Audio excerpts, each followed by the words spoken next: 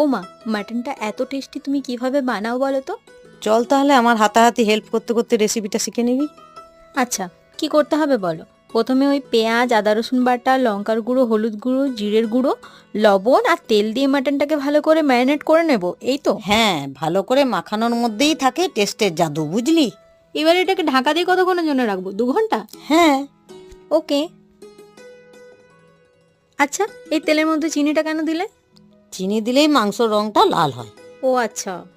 এবার এটাকে এরকম ঢাকা দিয়ে দিয়ে কষাতে হবে, বুঝলাম।